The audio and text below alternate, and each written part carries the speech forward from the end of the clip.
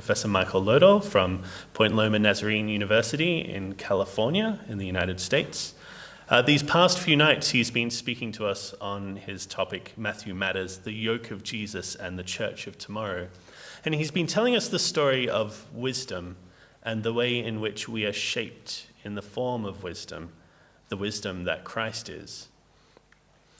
And we've traversed a lot of ground so far. We've walked through both Testaments. We've jumped back to the 18th century. We've looked at some contemporary concerns, and all being well, I believe we get to see a bit of a glimpse of the future tonight. So please join me in welcoming Michael.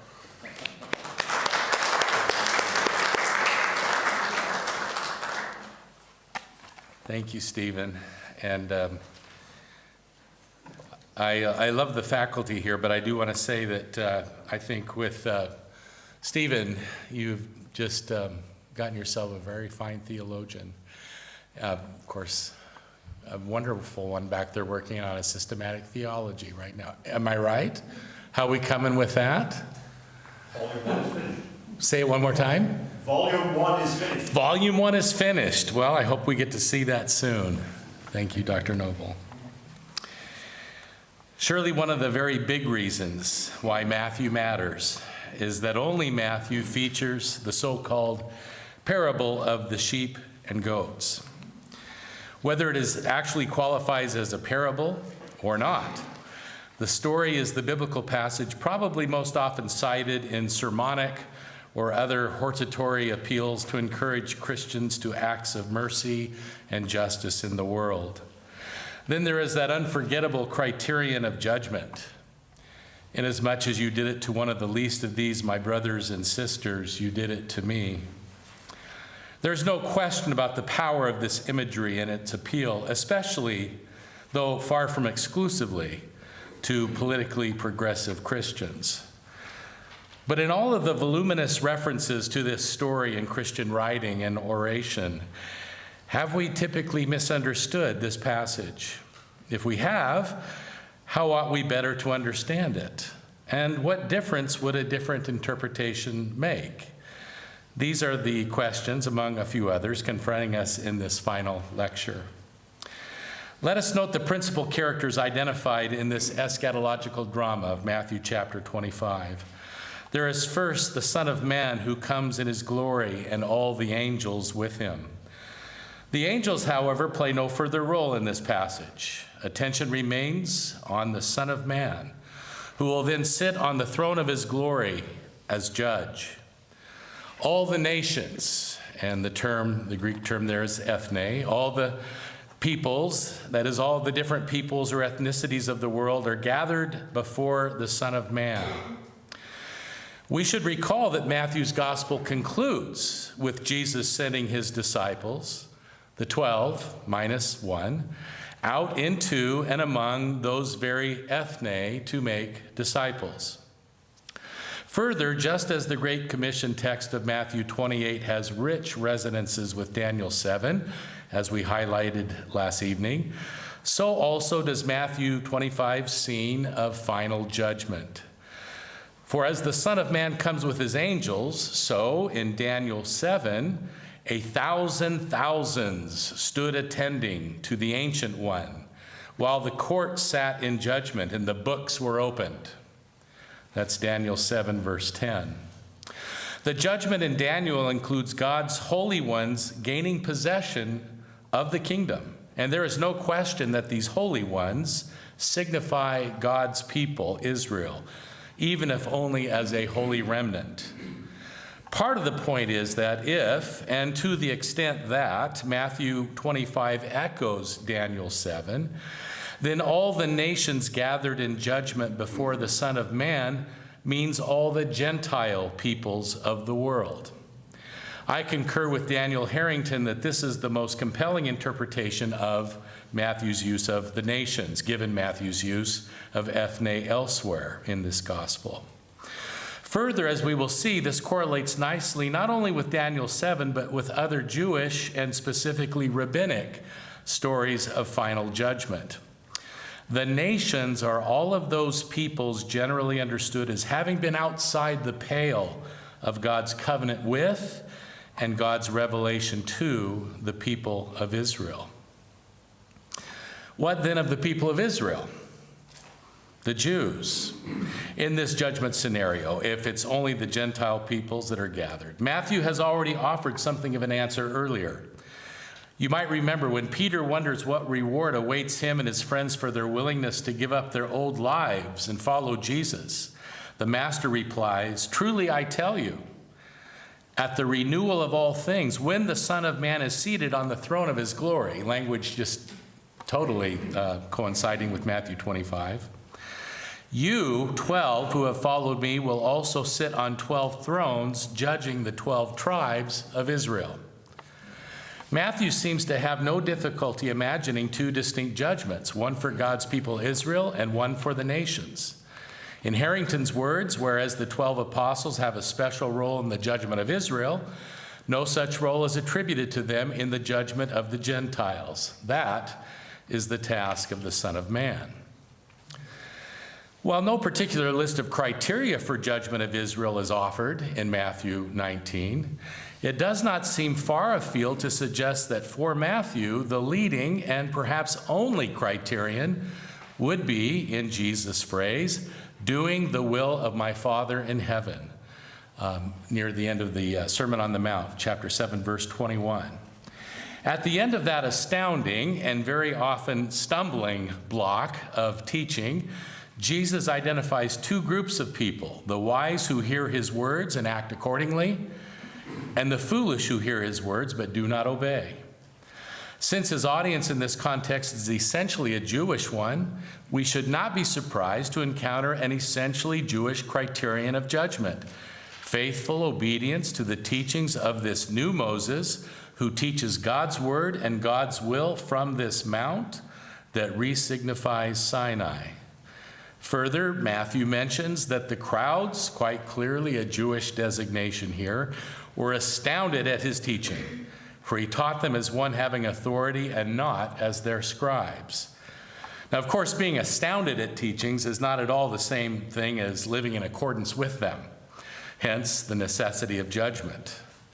While we may not have the capacity to imagine what such a judgment would actually look like, and while Matthew seems not to have been overly bothered by the fact that by the end of his story there are only the 11 instead of the 12 to judge the 12 tribes of Israel, it seems arguably safe to assume that Matthew anticipated a judgment for Israel distinct from that of the nations. It may be helpful to recall that in the same context of the ending of the Sermon on the Mount, Jesus enjoins his originally Jewish listeners to enter through the narrow gate, for the gate is wide and the road is easy that leads to destruction, and there are many who take it. For the gate is narrow and the road is hard that leads to life, and few are those who find it. The point here, perhaps, is that the narrow path of following Jesus' teachings just naturally leads to life. That is, the fullness of social existence as the people of God, to shalom, while pursuing one's own broad way naturally and inevitably leads to the erosion of life and well-being. Jesus' concluding parable about the wise and foolish home builders might well point in that direction. But back to Matthew chapter 25. There is just one other group of principal characters in the story of the sheep and goats, those whom the Son of Man, or the King, identifies as the least of my brothers and sisters, or in the unforgettable King James Version, the least of my brethren.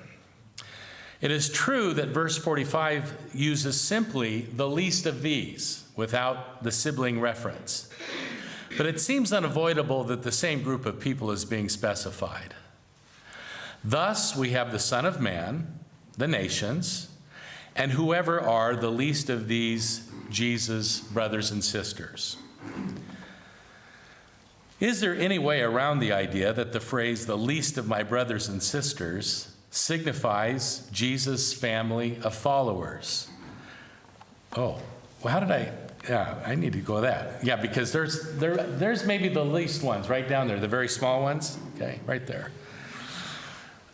We remember the story shared by the Synoptic Gospels that one day the press of the listening crowd was so great that his own family members could not get to Jesus. I know you know this story, but it's so good I just got to say it again. When informed that his mother and brothers were outside desiring to speak to him, Jesus replied, "Who is my mother? And who are my brothers?" And pointing to his disciples, he said, "Here are my mother and my brothers. For whoever does the will of my Father in heaven is my brother and sister and mother." And the addition of the sister is in the Greek, which I just think is really cool. Here, Jesus identifies his family by the precise phrase used at the end of the Sermon on the Mount to describe those who will enter the kingdom of heaven. They are those who do the will of my Father in heaven.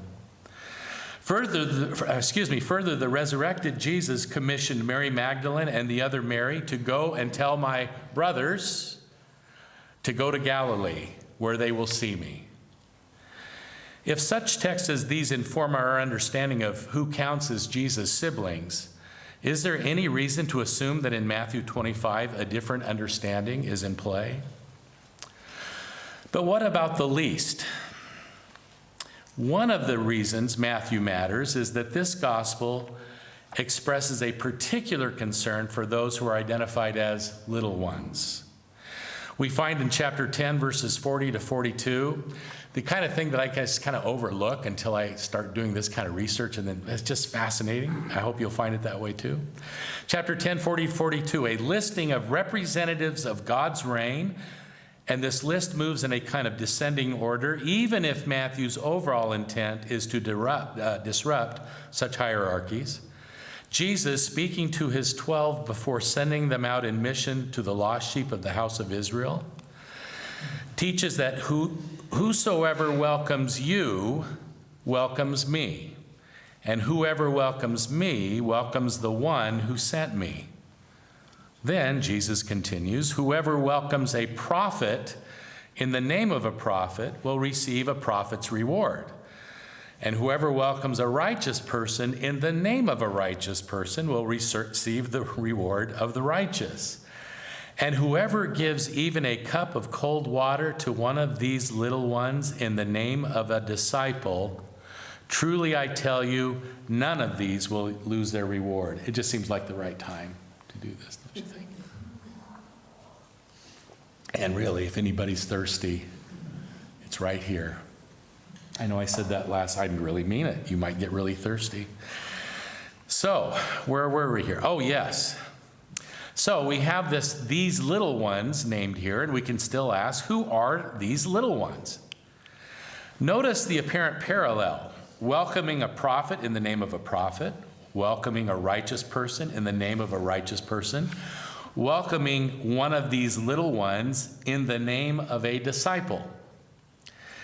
Do these little ones bear some relation to these, the least of my brothers and sisters of Matthew 25? If whoever welcomes one of Jesus' disciples is welcoming Jesus, and in so doing also welcomes the one who sent Jesus, what of this cup of cold water for a little one? Is that not also a cup of cold water given to Jesus? And it seems we are not very far at all from Matthew 25. This particular concern in Matthew for these little ones focuses on those most vulnerable, least important, and perhaps youngest among Jesus' community of disciples. In Matthew 18, it becomes clear that actual literal children are at least a part of what is meant. In response to his disciples arguing unwisely over who is greatest in God's reign, Jesus beckons a child into the mix. Whoever becomes humble like this child is the greatest in the kingdom of heaven. Biblical scholars are right, I believe, to discourage romanticizations about children and what it means, or what it is about them that makes them great in God's reign. This is not about childlike wonder, as wonderful as it is. It's really not about a child's innocent trust or some other quality associated with a child's nature. It is about the humility of the child's place in the social pecking order of first century cultures. No social status or political significance. Becoming humble like a child requires an intentionally chosen downward mobility. Allow me to say once more that only one who is gentle and humble in heart can legitimately make such a demand as this. Humility is the nature of this God's reign because humility is the nature of God. To become humble like a child is to find oneself in divine company. We are being called upon to become like this sort of God, this one who is revealed in wisdom incarnate, to be gentle and humble in heart. And so Jesus repeats, "Whoever welcomes one such child in my name welcomes me." Welcome of the little child is emblematic of his wisdom community. It is precisely because these little ones are vulnerable that they receive particular attention and care in the Matthean community. If any of you put a stumbling block before one of these little ones who believe in me, Jesus says, it would be better for you if a great millstone were fastened around your neck and you were drowned in the depths of the sea. The element of judgment here is strong. The young, the weak, and the vulnerable are given special consideration by God. Take care that you do not despise one of these little ones, Jesus warns, and then continues in one of these uniquely Matthean phrases that likely reflects Jewish lore, but whose meaning may ultimately escape us. For I tell you, in heaven, their angels continually see the face of my Father in heaven.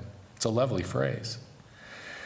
It seems reasonable to suppose that at least for Matthew, those angels would be among those who accompany the Son of Man, by the way, when he comes in his glory.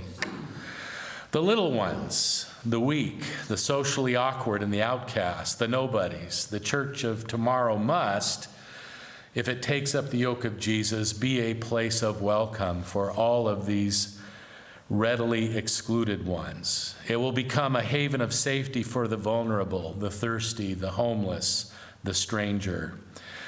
But we should note too that Jesus' concern seems particularly focused on these little ones who believe in me.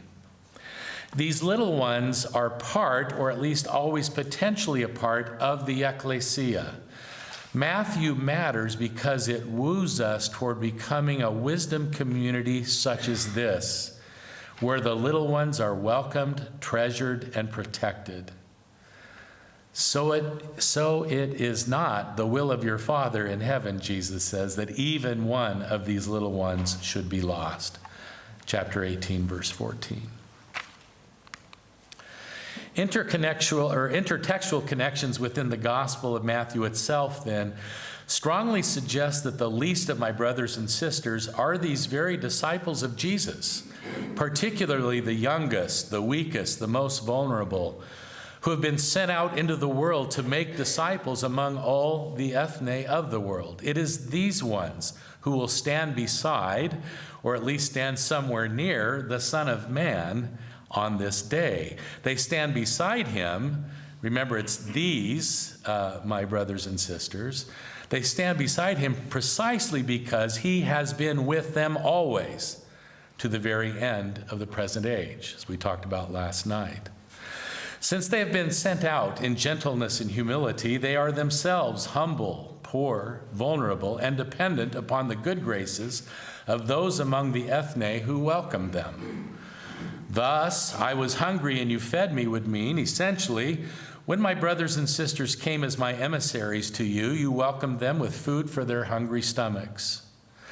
This, of course, also coheres nicely with the resurrected Jesus' question to Paul, "Why do you persecute me?"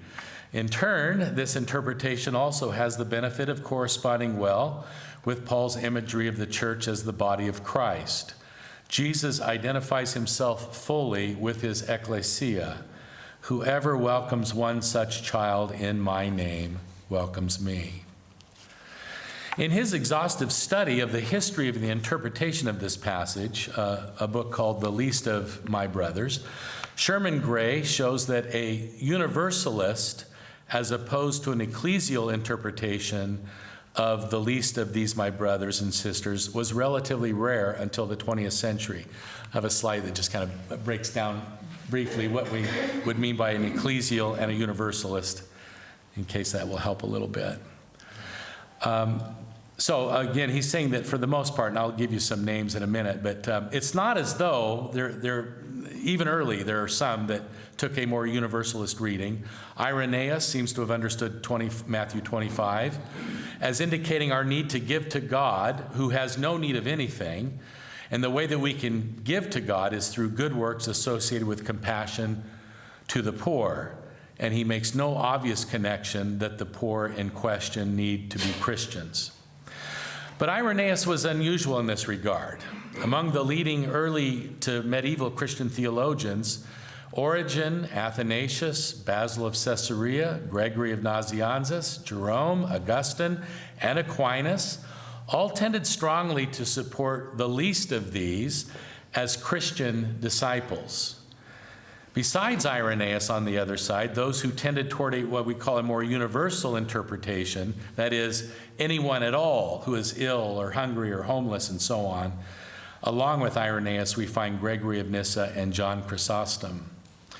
Of course, a question like this is not settled by vote. We will not determine Matthew's meaning simply by piling up names for or against an ecclesial interpretation of the least of my brothers and sisters. But in his conclusion, Grace admits that the most common exegetical failing with regard to these verses, in his words, is the inability of many commentators to realize that the least form a distinct category and are not to be included among the sheep or the goats. Which seems kind of obvious. But he continues, this distinction is clearly indicated by the demonstrative pronoun teuton, the these. We've already talked about these, my brothers and sisters. Since these brothers and sisters are distinct from the sheep and the goats, who are the nations, that is, the Gentile peoples, and since Jesus has already identified in Matthew who are his family members, it seems unavoidable that the least of these actually are, or at least are among, those disciples that Jesus sent out into the nations in Matthew 28. So we're kind of like, you go back and forward and, well, I don't know what, you got the end and now we're back earlier in 25 for the future. And they have gone out to teach them to obey everything I have commanded you. Indeed, the resurrected Jesus makes it quite clear where he is to be found. I am with you always, to the end of the age. It is precisely because of his promised presence with his Jewish disciples as they go forth to the world's Gentile ethne that Jesus can experience and can be experienced in their hunger, thirst, nakedness, imprisonment, illness, and loneliness. Further, from within the world of Matthew's gospel, those who are celebrated for having performed good deeds for the Son of Man are quite unaware of having done so. We know this, but I don't know if we've thought about it enough. They don't know this story. Okay? When did we see you? These sheep among the ethne apparently had never received the memo about the sheep and the goats.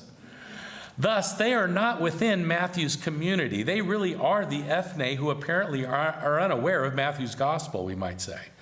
They are entirely clueless about the Son of Man having been present through the vulnerable presence of the least of his brothers and sisters. Correspondingly, these surprised ethne, the nations, cannot really include us as we read and preach this passage, because we do know the story. Thus, it would seem difficult for Matthew to imagine that anyone among the nations would have an inside track on the Son of Man's criteria for judgment. Only his least of these, his disciples sent out into the nations to teach, proclaim, and perform the good news, would already be privy to this story of the final judgment. Thus, the Christians in this scenario, those who know about the presence of the Son of Man, which is to say the 11 and all of their missionary company representing really Jesus' renewed Israel, only these can be the least of these. Accordingly, Warren Carter. Warren Carter cites a barrage of Hebrew canonical and apocryphal texts that evoke great judgment scenes, and he adds, these scenes are usually presented from the perspective of the underdog. But it's not simply the perspective of the underdog, it is that of those under God. That is, the people of God, Israel. Let the Joel passage suffice to illustrate this point. In those days and at that time, when I restore the fortunes of Judah and Jerusalem, I will gather all the nations, all those peoples out there. Some of you know that later on the rabbis, I'm sure they didn't count up, but they decided there were 70 nations. Probably because 7 times 10 is such a nice complete number. So all the peoples, whether it's 70 or 700, I will gather all the nations and bring them down to the valley of Jehoshaphat, and I will enter into judgment with them there on account of my people and my heritage Israel, because they have scattered my people among the nations. Now, to be sure, in Matthew 25, the scattering of Israel among the nations is actually the expression of God's will. But the criterion of judgment still involves the nation's treatment of God's people, God's wisdom community. Such judgment scenarios are not limited to the apocalyptic era. I'm going to do this. I have a passage from rabbinic literature that I love. I'm going to inflict it on you right now. There's going to be a lot of text on the screens, the next several screens. I didn't run this by my wife. I'm not sure she would have approved. I was a little afraid. But if you just stay with me, I think you'll enjoy it. One of the things I've mentioned a couple of times, Jesus' words about don't do as those who have the authority of Moses do, but how's it go? Do what they say, but don't act as they do. And so that's my license for saying I think there's things we can learn from the rabbinic tradition, if nothing else, to have fun with words occasionally, because they're very good at that. So what we have here is a last judgment scene that we think is probably, it was probably committed to writing around the year 500. But it's attributed to rabbis who were in the early 4th century. Okay, and one of them was very well known for his debates with Christians. So it's even possible, who knows, that Matthew's story of the final judgment may have had some ripple effects over here. This is a much more detailed story. I know I should just get to it. Remember, the rabbis had several centuries to work this thing up, as opposed to Matthew, whose passage is pretty quick. So here we go. I'm calling it a Talmudic interlude.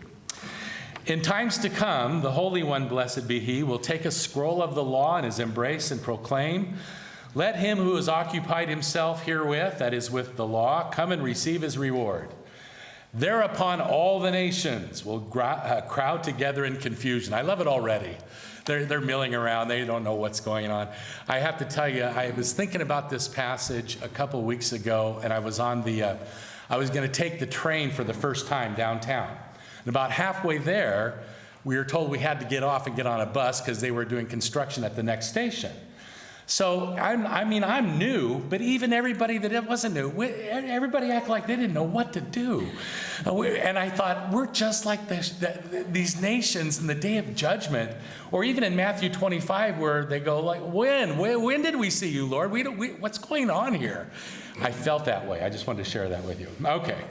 So all the nations will crowd together in confusion, as it is said. Of course, then the rabbis find a verse that seems to go with that. All the nations are gathered together, etc. The Holy One, blessed be He, will say to them, do not come before me in confusion, but let each nation come in with its scribes, as it is said, and let the peoples be gathered together. Every time there's something in italics, it's a citation somewhere from the Hebrew Bible. I'm skipping a little bit to the next one. I love this stuff, though. The Holy One, blessed be He, will ask them, and that's, the Romans. Yes, the people of Rome. What have you been doing with yourselves? The Romans will reply, O Lord of the universe, we've established many marketplaces. We have built many baths. We have accumulated much gold and silver. And all this we did only for the sake of Israel, that they might have leisure for occupying themselves with the study of the Torah. The Holy One, blessed be he, will say in reply, you foolish ones among the peoples, all that you have done has been only to satisfy your own desires. You've established marketplaces to place courtesans therein, baths to revel in them.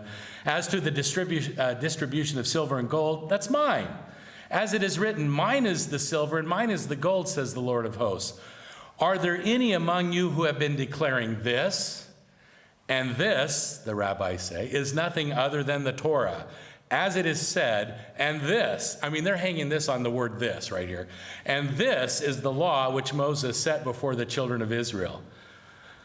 The Romans will then depart crushed in spirit. Skipping a little bit, next come the Persians. The Holy One, blessed be he, will ask them, did we get to the Persians? Yes. Where are we here? Oh, yes. What have you been doing with yourselves? And they will reply, Sovereign of the universe, we have built many bridges. We have captured many cities. We have waged many wars, and all this for the sake of Israel, that they might engage in the study of Torah. Then the Holy One, blessed be he, will say to them, you foolish ones among the peoples, you have built bridges in order to extract toll. You have subdued cities so as to impose forced labor. As to waging war, I am the Lord of battles. As it is said, the Lord is a man of war. Are there any among you people who have been declaring this?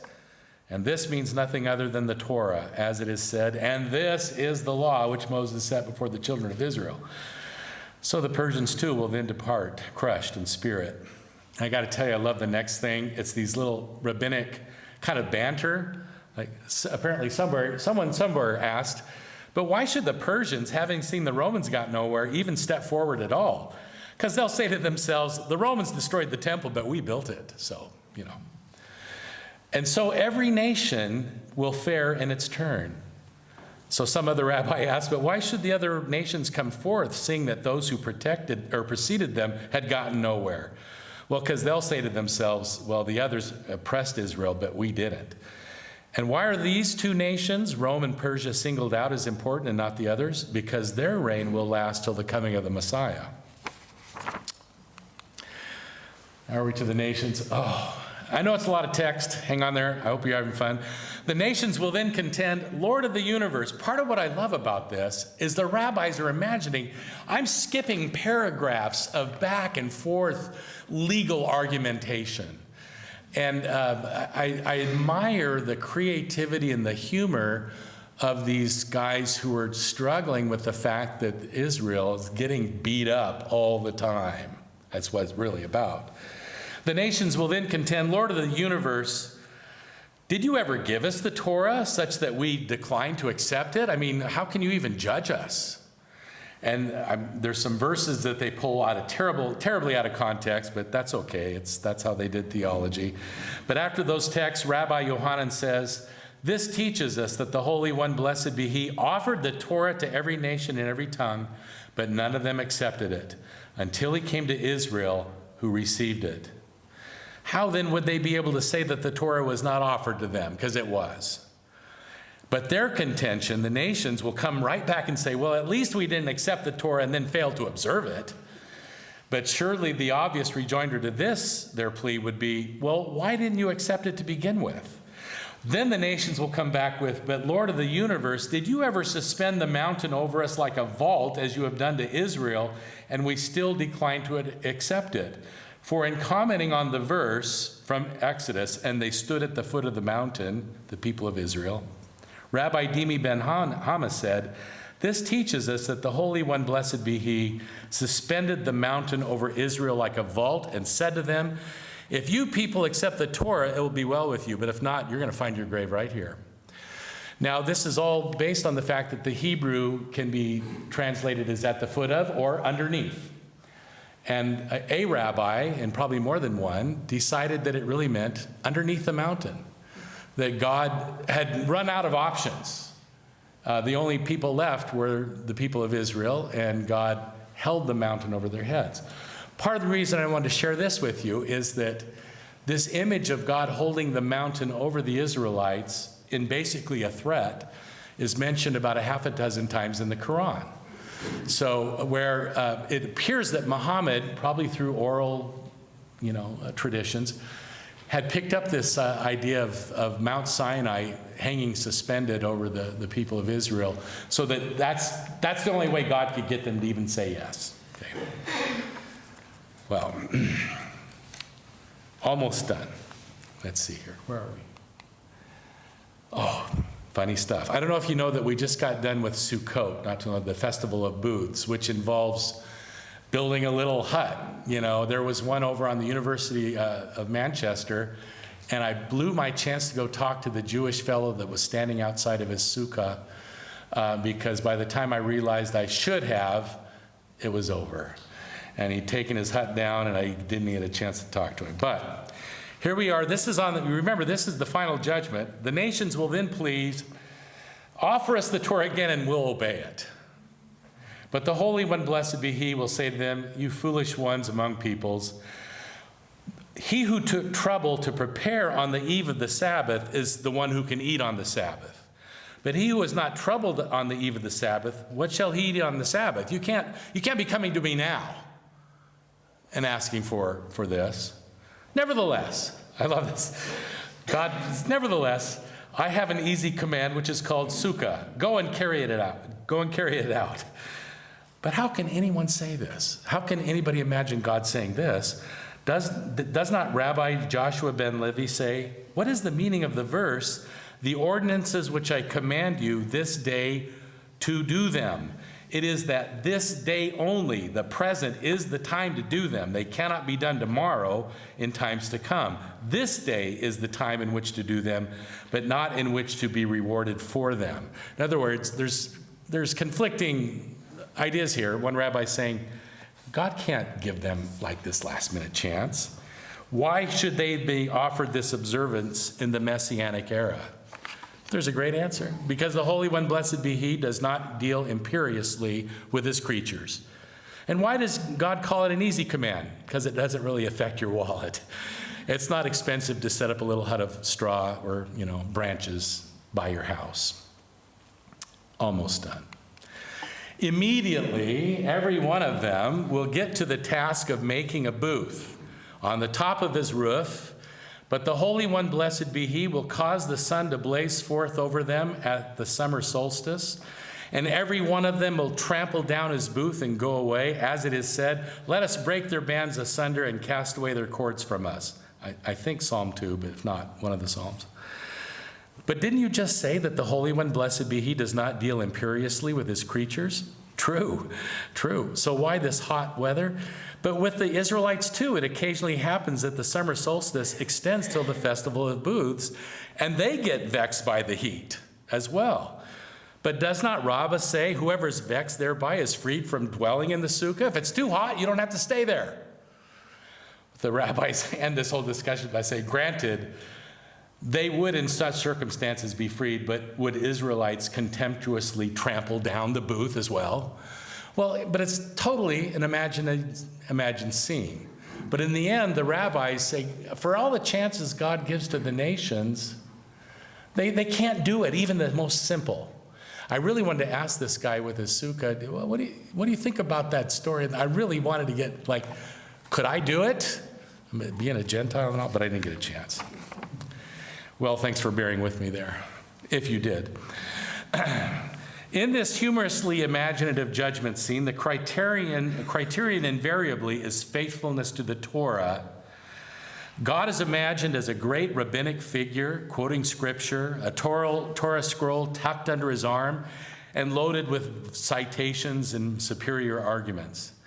When the great nations of Rome and Persia try rather weakly to suggest that all they have accomplished has been for the sake of the people of Israel, as we saw, God sees right through their lies.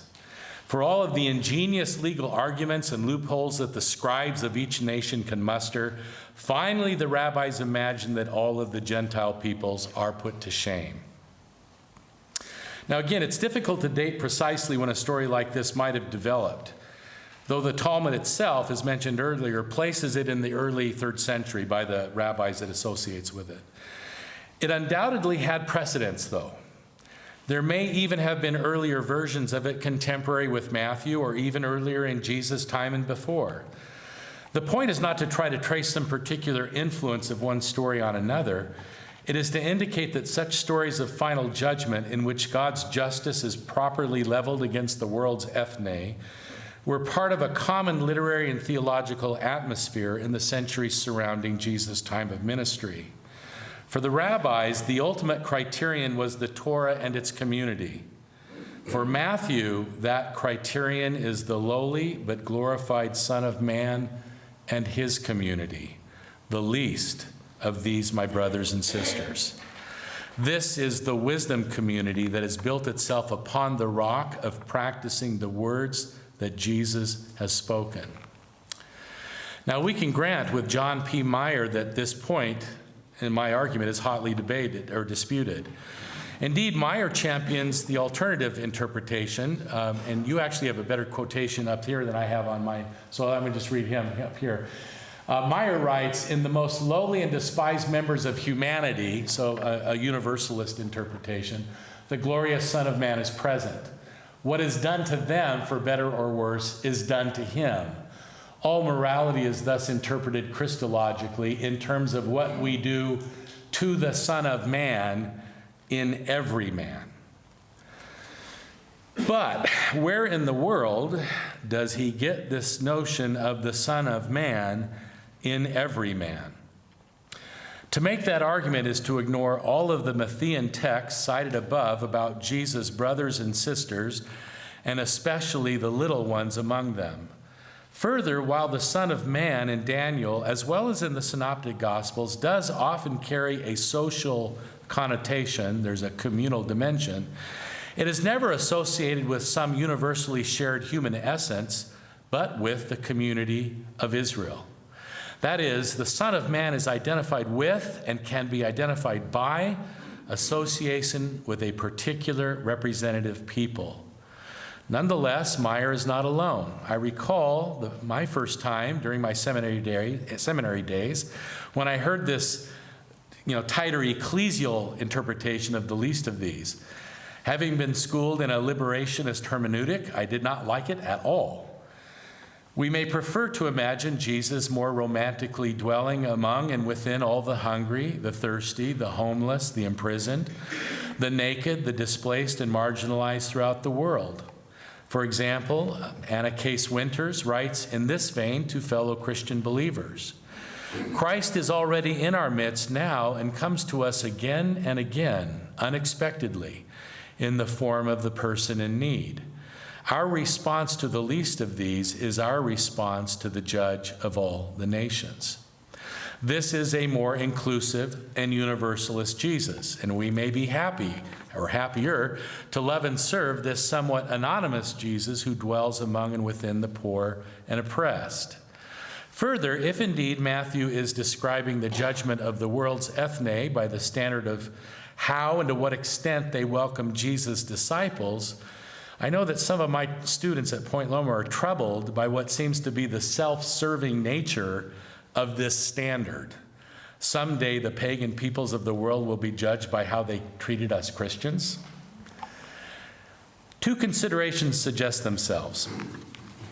First, rather than rejecting this more particularist interpretation of Matthew 25, we might ask about what happened historically such that most Christians today do not identify themselves as the least of Jesus' brothers and sisters. How is it that over the generations since Jesus told the story, Christians increasingly became the comfortable and wealthy people with the resources to feed the hungry, clothe the naked, visit the imprisoned, and so on, rather than being the people in need of food, clothes, and a roof over our head?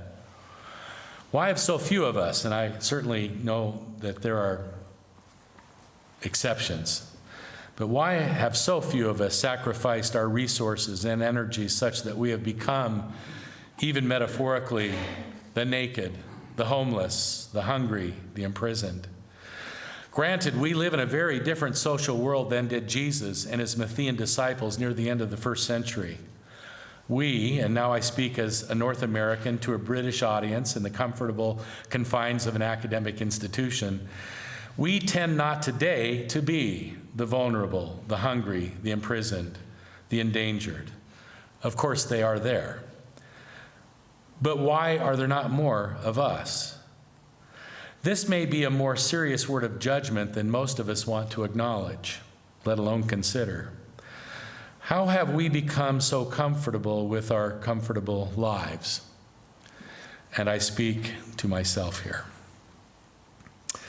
But let me put it another but similar way. If this reading of the passage is on target, then the least of these, my brothers and sisters, were Jewish disciples of Jesus, having been sent out into the Gentile world of ethne.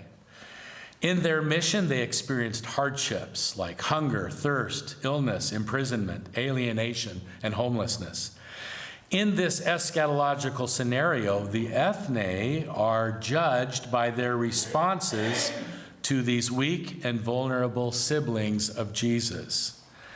In one sense, then, this scenario describes the historical situation of nearly 2,000 years ago.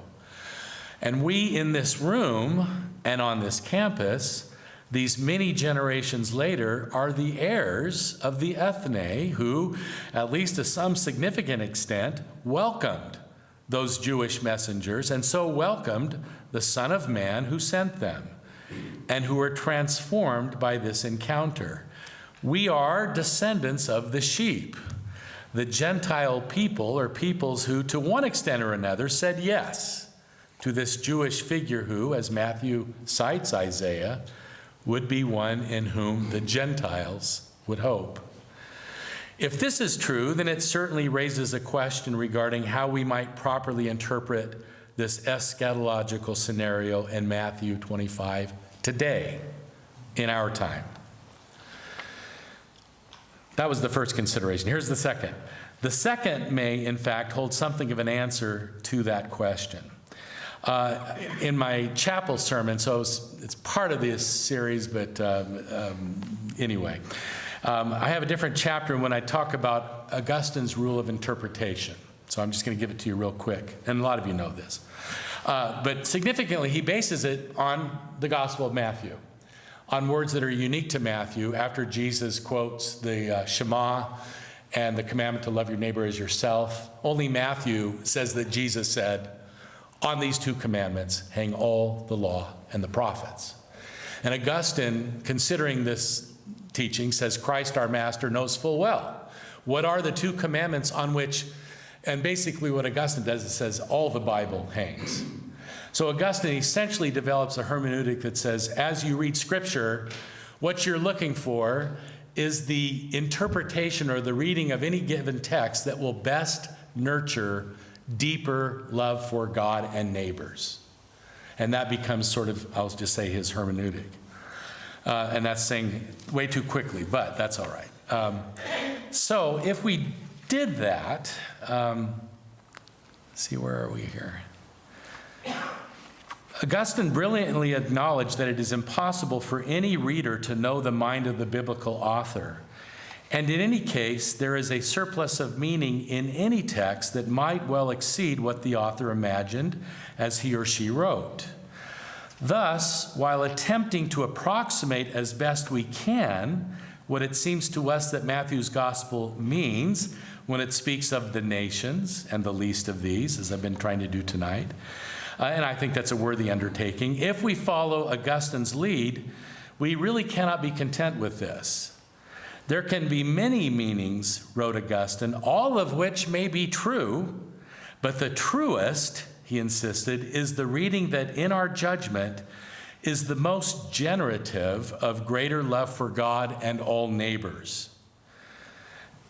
He wrote, you should take pains to turn over and over in your mind what you read until your interpretation of it is led right through to the kingdom of love.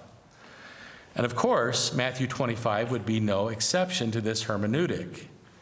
So we could ask, which reading, at least among us first world, generally well-off Christians of Western Europe and North America, which reading actually nurtures greater and deeper love for God and all neighbors? I think I should have done this by now. Yeah, there we go. The ecclesial one that I've argued is Matthew's meaning, or the universalist one that has become typical in the past century. Just as Augustine wrote of Moses' intent in writing the opening of Genesis, perhaps we could acknowledge that Matthew did not have in mind all of the meanings that we might find in the story of the sheep and the goats, but that these meanings are nonetheless true because and to the extent that they nurture a greater and deeper love for God and for all people. Now, if we require any further encouragement in this direction, we in the Wesleyan tradition may draw upon our guide, John Wesley, who in Sermon 4 of his series upon our Lord's Sermon on the Mount proclaimed these powerful words: "Whether the hungry and naked will finally be lost or saved, you are expressly commanded to feed the hungry and clothe the naked.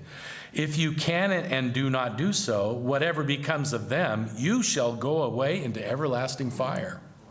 He should know, because as you can see, he's going the other direction right here. This is after he died. It's going the right. Those are some serious words.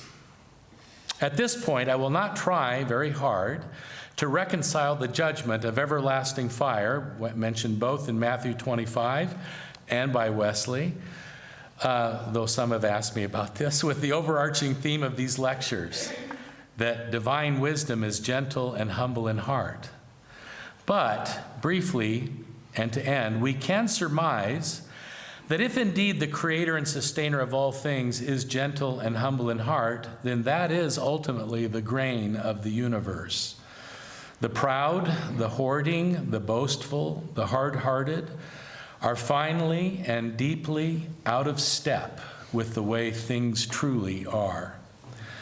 Perhaps the fiery judgment consists in their experiencing directly all the hunger, thirst, alienation, nakedness, and suffering of the little people that they persistently ignored or further belittled during their earthly lives. Perhaps the experience will be enough to destroy them.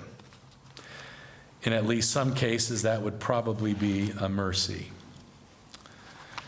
And finally, I return to the rabbis for one final little bit of help on this particular matter. In fact, this is later from the same passage, the lengthy one that I inflicted on you earlier. These are the words of Rabbi Shimon ben Lakish, who said, "There is no Gehenna in the future world, but the Holy One, blessed be He, brings the sun out of its sheath so that it is fierce. The wicked are punished by it." I think C.S. Lewis has said, he probably got it from this rabbi. "The wicked are punished by it, the righteous are healed by it. The wicked are punished by it, as it is said, for behold, the day is coming when the sun burns like a furnace, and all the proud and all who work wickedness shall be stubble. And that coming day will set them ablaze, saith the Lord of hosts, that it shall leave them neither root nor branch. It shall leave them neither root, that is in this world, nor branch in the world to come. Meanwhile, the righteous are healed by that same sunlight, as it is said, but unto you that fear my name shall the Son of Righteousness arise with healing in its wings." May we, as those who venture to consider ourselves members of the community of divine wisdom incarnate, be willing to live in such a way as to be among the least of Jesus' brothers and sisters. May the bright shining of God's love heal us rather than burn us to stubble. It is wisdom divine, after all, who beckons us. "Come unto me. Take my yoke upon you and learn from me, for I am gentle and humble in heart." May it be so, and thank you all.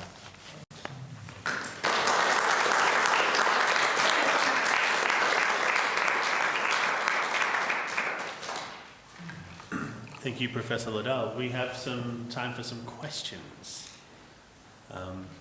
He's been working very studiously on this book in the time that he's been here, and as the old African proverb goes, it takes a village to write a book. So now is the time for you to contribute. There's also one about, like, there's no me without you, or something along those lines.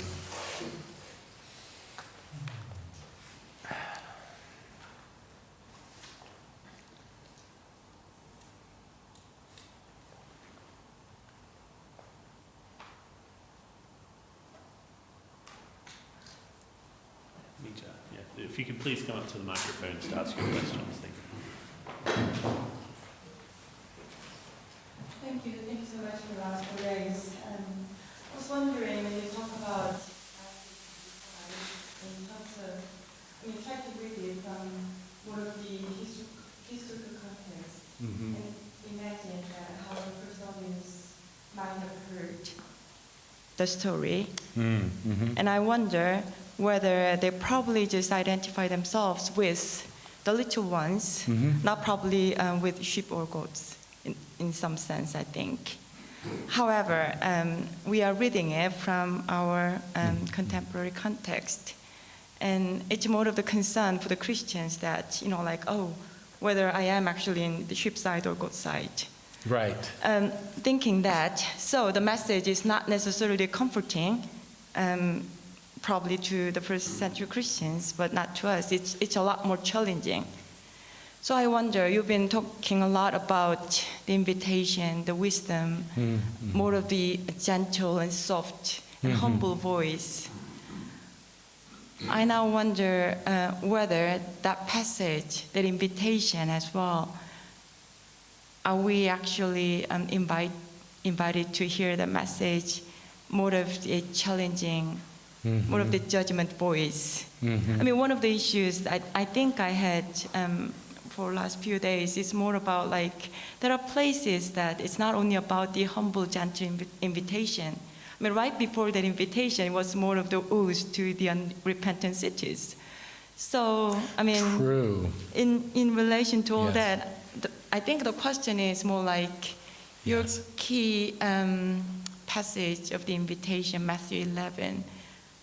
Are we rather hear the message not necessarily as a soft, gentle invitation, but more like a challenging judgment sort of passage? I mean, is there ways in which we can actually hear it in that sense?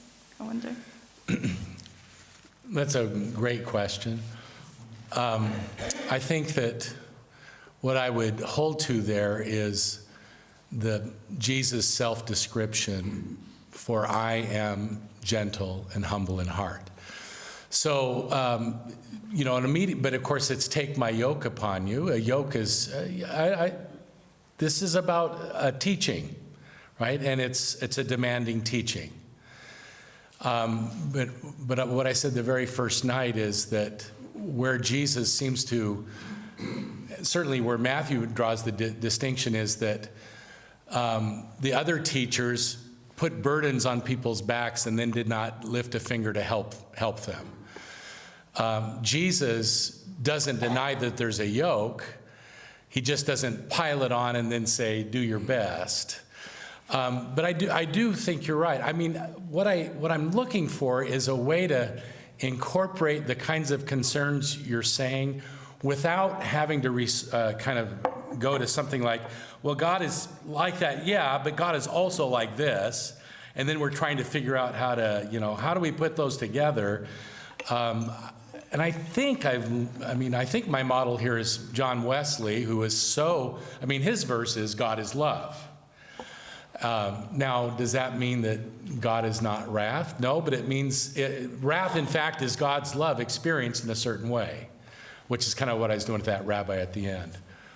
But it's a good and important question. I think what, if nothing else, the NTC community is holding my feet to the fire of the extent to which, you know, as a theologian, I have this kind of vision I want to pursue and craft, and I want to use the Gospel of Matthew.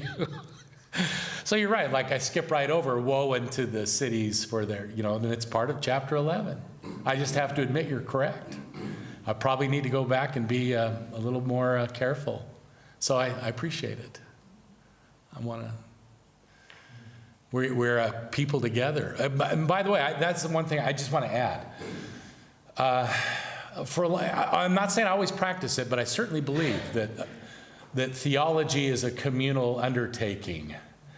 And no one person gets it all right. And in fact, that person would be just downright scary. Who'd want to be around such a person? And hopefully if they were, they wouldn't know it, that they were all right. But we need each other. right? So I may write this book and I may, really hit this angle hard. I may need somebody else to come along and either write a review or write a whole book and say there is more there, right? So that it's a little bit like the body of Christ, right? Different parts are necessary to the whole body. And I feel like I've found my niche here. I'll probably, I won't change too much, but I am going to be much more aware of how selective I can be. So thank you. I'd be more worried if it was an actual commentary. Nobody's going to accuse me of writing one of those. Thank you again for the lecture. Thank you, Svetlana. I think I want to press you a little bit further on this and ask you a question on, so how do you read Matthew? And of course you've presented so many ways of looking at, and today even through the rabbinic eyes a little bit. So what is your framework? So what I love what is that it? question. And then when you answer that, I want you to think further. So why does Matthew matter? Yes. This has a great deal to do with my doctoral studies a long time ago now, when I actually got introduced to the rabbinic world. And one of the things I admire about the rabbinic tradition was that these synagogue leaders and teachers exercised amazing creativity and a sense of humor. And again, they loved words, but more than anything else, I think they loved their people, and they wanted to give them a Judaism that was pliable enough to get them through all of the kinds of historical, social, political challenges that, of course, all people face. And that method then is a careful reading of a text. I mean, I think I've tried to be really careful as I read, but it's also selective. I know that. It's like, often I think the rabbis are looking for passages. This is going to sound terrible. I'm going to indict myself on all kinds of things. They look for passages that they think will help make their theological point. They have a theology they want to work out, but the way they're going to do it is with Scripture, because that's how they do it. So, I could read the rabbis and go, well, I even said tonight, they're just pulling things out of context like crazy, like crazy. And once you get over that and realize that was their world, and of course Matthew does the same thing. We can talk about Matthew's prophecies for a long time. He's doing a lot of the same sort of thing. So I would say my approach is basically rabbinic, honestly. And why Matthew matters is because of all the Gospels, it's by far the most in that genre, where you have this vision of the ecclesia as a kind of community of scribes who bring forth treasures both old and new. That's going to be in the preface. Where, in fact, the idea is, as you encounter this text in the situation which you live with your people, it's never just an individual thing, of course, you may bring forth something new treasures out of this text. Again, a saying unique to Matthew, but it seems so fitting. I don't know how well I'm answering your question, but I think Matthew matters because, to me, it's the one that speaks most deeply to my own, I will say, love for the Jewish tradition and for the rabbinic mode of theological reflection. And I don't know if I've ever actually said that out loud before tonight, but only because maybe nobody really asked me the question. So, No, yeah. that's helpful. Just some of the things that I've heard, and as you recognize, they appear in the Synoptic Gospels as well. Yeah. Sometimes I fail to see Matthean voice Yeah. as a rabbi, for that matter. Yeah. I really want to lift up Matthew's vision of things.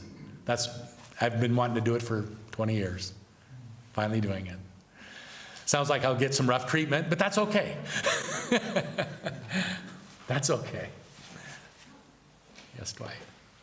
Could I just ask a question? Sure.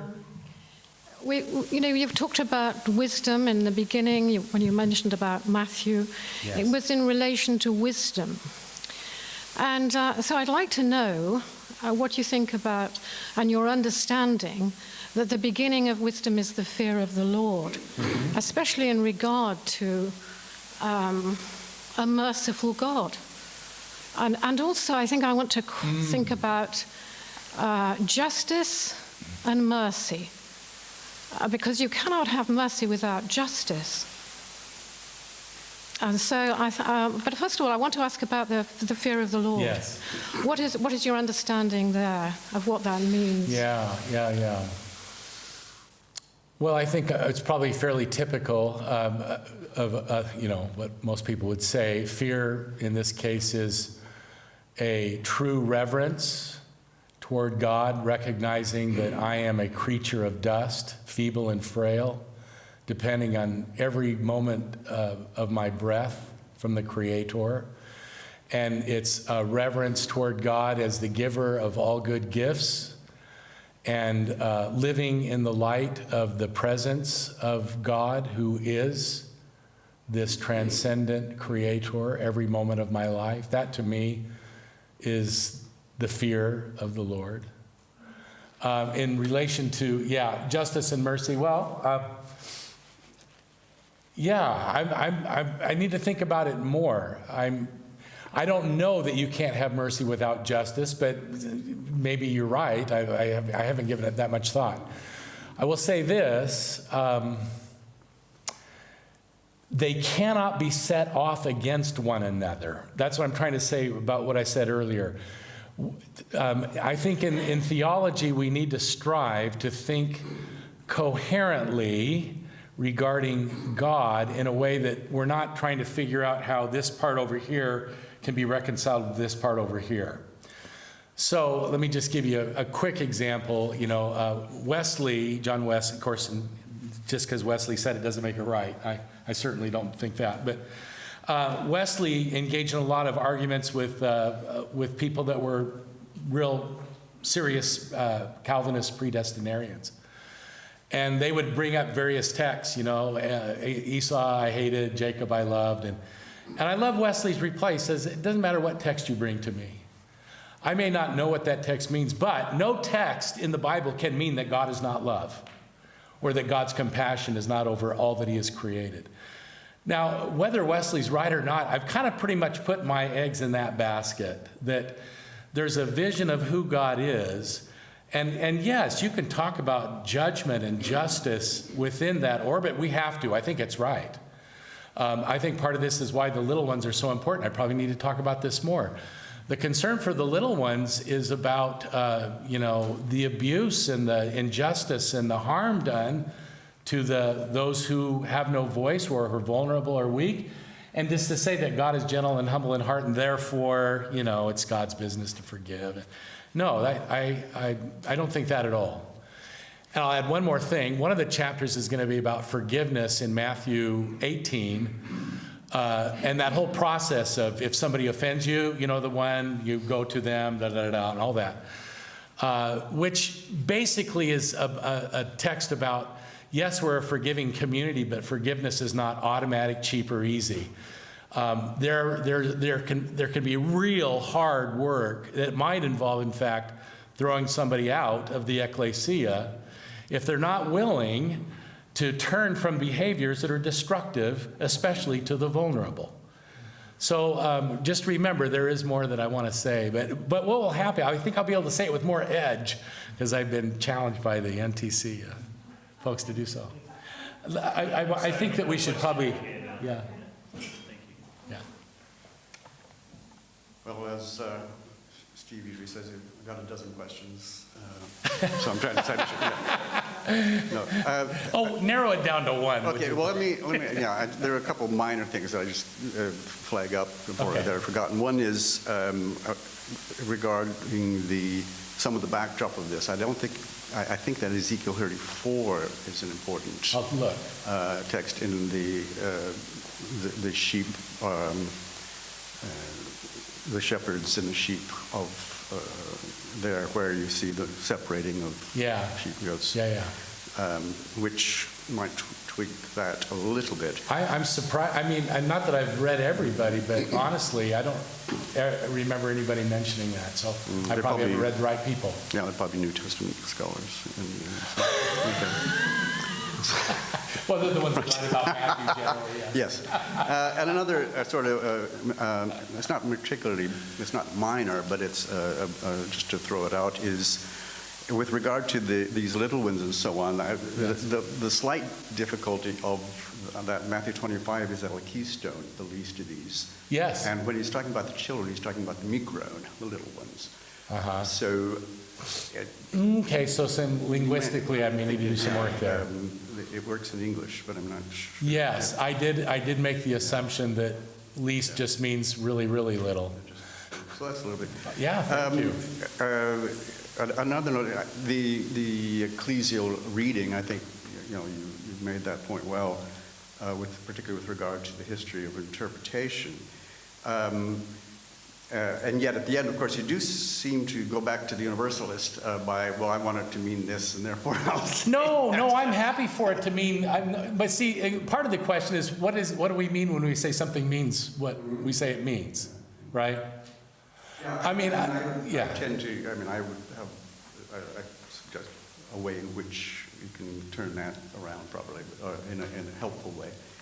Love to hear I think it has to do with the emphasis in Matthew constantly on the love command, and that brothers and sisters are related to those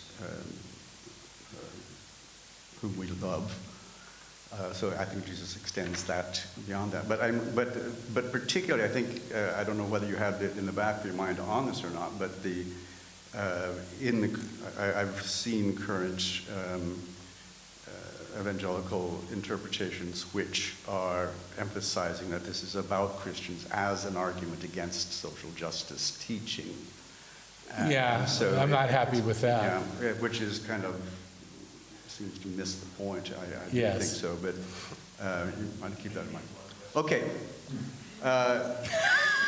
No, I've got one. No, I said. Yeah, so it's not so much a question, but well, other than that,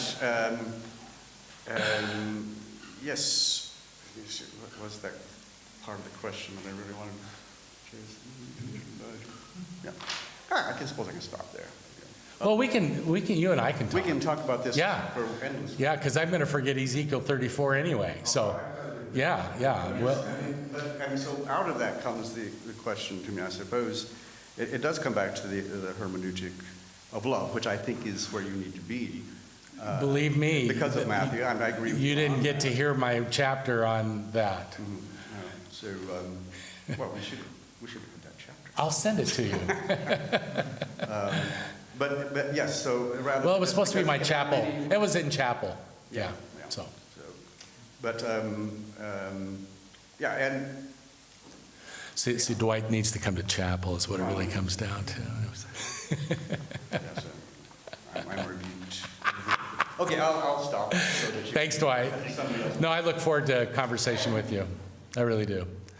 Jordan. Maybe I'll ask the question that I think Dwight was hinting at a little bit.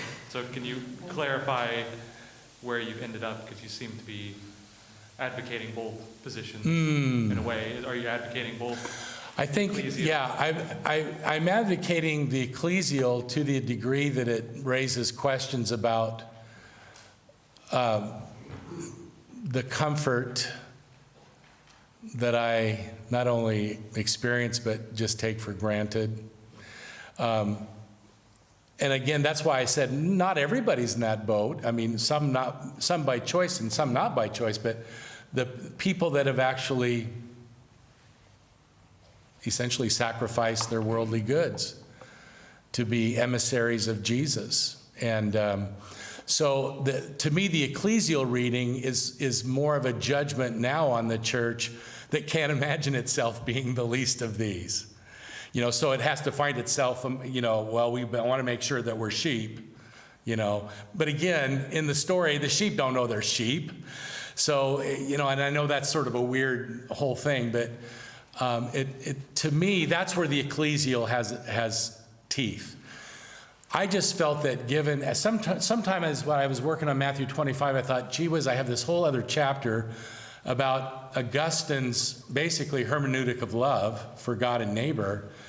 And what if I take that seriously and bring it to this text where I really, one thing I didn't say tonight that I think I need to put, I can't, it's beyond imagining to imagine Jesus saying, oh, no, I don't mean those people. When I say the least of, that's not Jesus. But in Matthew 25, I'm convinced that the least, because it is his brothers, whether it's the littlest or least or whatever, it's his brothers. And it's too arbitrary to decide in this case that doesn't mean, his family. I think there's room for both, and probably should be room for both. Part of what I think I loved about Augustine, at least in this, I don't know that he lived this out very well the rest of his life, but in his confessions, he said, look, let's let these meanings flourish. It's okay. The only problem is when I hold on to mine so tightly that I think you're an idiot for not agreeing with me, because then we transgress the very love for neighbor that Moses had in mind when he wrote these things. So, I hope that's not too long and involved. Yes, sir. Last question. Someone's asked a question online. Oh, I'll read it out. how cool. This is from Thomas Bowder. He says, thank you for another inspiring lecture. Thank you, Thomas. The camera, I'm sure he'll appreciate that. I had hoped to be there in person. I'm from Denmark, enjoyed the last 4 lectures. That's where my ancestors are from, by the way. Brilliant. Yeah. Okay, so I have a question, goes back to Matthew 28, verse 19. David Stern, in his New Testament translation, Jewish New Testament, translates, or perhaps we should say interprets, Matthew 28:19. Therefore, go and make people from all nations into Talmudim, immersing them into the reality of the Father, the Son, and the Ruach HaKodesh. Oh, wait, a very Hebraic translation. Holy Spirit. Now acknowledging that this, strictly speaking, is more an interpretation than a translation. Yes. This sublimation of baptismal language is as intriguing as it is radical. It is certainly not sacramental in the traditional sense we normally read Matthew 28:19. But is it, do you think, a helpful way to understand the Great Commission? I'm not suggesting that we skip the baptismal water, but that radical missional discipleship in the church of tomorrow entails immersing people into the reality of the Father, the Son, and the Spirit. Might immersing people into the reality of the Father, Son, and Spirit be a more comprehensive statement that encompasses the concern for the least of these? Well, I'll just say yes. There's too much there to, in the big picture, obviously, in a lot of conversation, I'm sure that I'd find that fine. The guy wasn't denying the importance of baptism, and frankly, too often baptism is way too rote. And so the idea of it being an immersion into the life of whatever, the Father, Son, and Holy Spirit, I like that. But not to the exclusion of baptism, but I got that he wasn't saying that. So we'll say yes.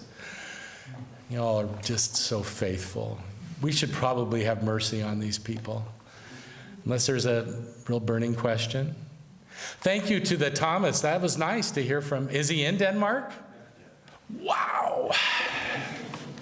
Janice and I will be in Norway at the end of November, Thomas, so come see us in Oslo. Right. Yeah. Thank you. We should. Okay. Yeah. Well, respect people's posteriors. Thank you very much, Michael. It's been our pleasure to hold your feet to the fire these last 4 nights. I've loved it. To listen to your reflections on our formation in the shape of Jesus Christ, who is the wisdom that is God. So thank you. There's a lot to think about. And please join me in thanking Michael once more.